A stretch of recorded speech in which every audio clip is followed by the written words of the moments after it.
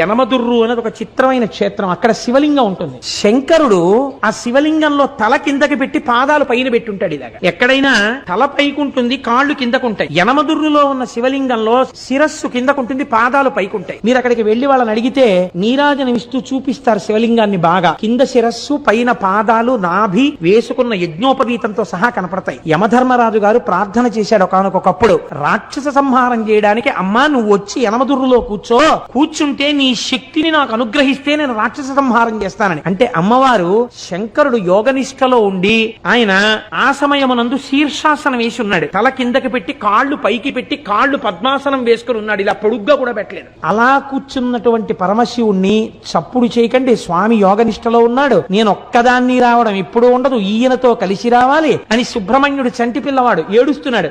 ఏడుస్తున్న సుబ్రహ్మణ్యుణ్ణి ఒళ్ళో పడుకోపెట్టుకుని స్తన్యమిస్తూ శంకరుణ్ణి ఓ చిక్కన్ లాంటి దాంట్లో పెట్టుకుని ఎత్తి పట్టుకొచ్చేసింది. ఆవిడ శక్తి స్వరూపం. ఎత్తి పట్టుకొచ్చి దేవాలయంలో పెట్టి కూర్చుంది. తానే ఒక పుష్కరిణి సృష్టించింది. అక్కడ ఆ ఎదురుగుండా ఉన్న కోనేటిలో ఉన్న నీటితోనే అన్నం వండుతారు స్వామికి మహానైవేద్యానికి. ఆ నీళ్లతో వండకుండా మీరు ఎంత గొప్ప అగ్నిహోత్రం మీద ఎంత గొప్ప మినరల్ వాటర్ తీసుకొచ్చి వండినా సరే రాత్రి వరకు వండినా బియ్యం ఉడకవట.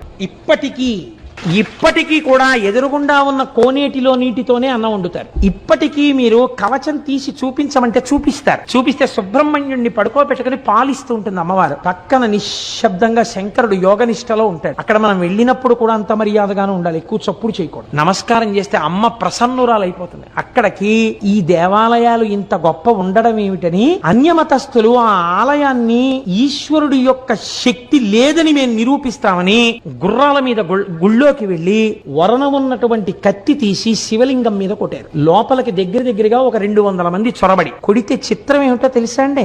శివలింగం పగిలిపోవాలి. శివలింగం మీద కత్తి వాటు పడింది. తెగిపోతే ఎలా పడుతుందో అలాగే పడింది. పక్కన అమ్మవారు ఉంది, అంతే. ఎక్కడ నుంచి పడ్డాయో తెలియదు.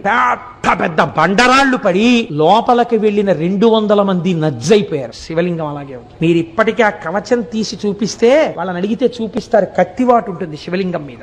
అమ్మవారు ఇప్పటికీ శక్తి స్వరూపిణి అయి ఆ యనమదుర్రు గ్రామంలో లోకాన్ని కాపాడుతూ ఉంటుంది.